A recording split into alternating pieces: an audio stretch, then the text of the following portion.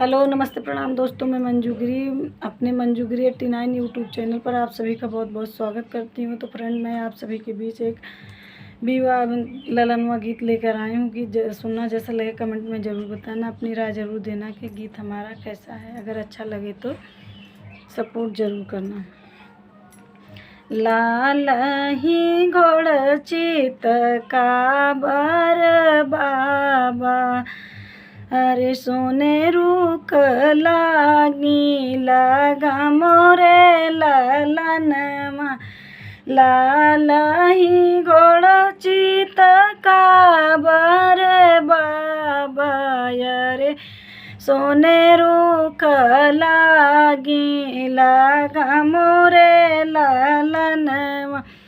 लाल रंग घोड़ा बाबा दुआरा पे आई, अरे भैले मड़उआ के ठाड़ रे ललनमा। अरे भैले मड़उआ के ठाड़ रे ललनमा। ऐसने घोड़ा पापा ससुरु का दिया, अरे ऐसने घोड़ा पापा ससुरु का देइहा। अरे उहाँ होई है न मामा तो हार रे ललनमा। अरे उहाँ होई है न मामा तो हार रे ललनमा।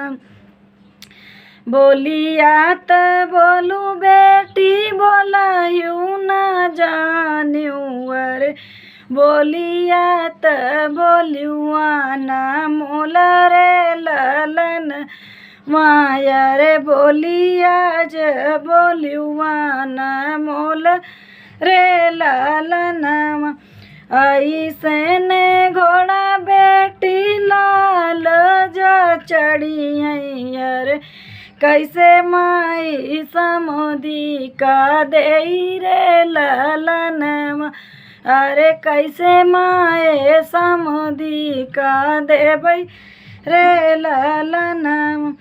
एतनी बचन सुने दुल्हे का मनेरा, माँ घोड़े पीटी भैले या सवार रे ललनमा।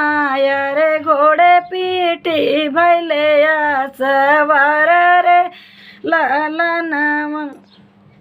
बियाहल रनियावा चौकवा पे छोड़बई, अरे चला जाबई बजना बजाई रे ललनमा। अरे चला जाबई बजना बजाई रे ललनमा। भीतरा से निकली है मम्मी हो कामनी देई, अरे सुना बेटा यार हमार रे ललनमा। अरे सुना बेटा यार हमार रे ललनमा। चंद्र सूरज जैसन बेटी संकल्पे, अरे घोड़वा कमन बुनियाद रे ललनमा। अरे घोड़वा कमन बुनियाद रे ललनमा। बाहरे से आवाई सरवा कामने रामा, अरे हतवा गुलल मुख पान रे ललनमा। अरे हतवा गुलल मुख पान रे ललनमा। चंद्र सूरज जैसे बहिनी संकल्पे, अरे घोड़वा कमन बुनियाद रे ललनमा।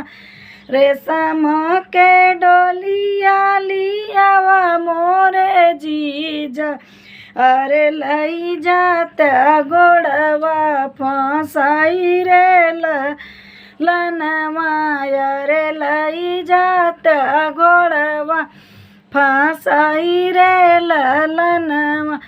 बहिनी के मोरे जीजा करिहा कदरवा अरे दीहा समझ में सम्मान रे ललनवा अरे दीहा समझ में सम्मान रे ललनवा आज मोरी बहिनी जाई है ससुरवा अरे कैसे बीते दिन रात रे ललनवा अरे कैसन हमारा बीते दिन रात रे ललनवा अपने बहिनी संग खेली के बिताए अरे भोजन की है साथ साथ रे ललनवा अरे भोजन हम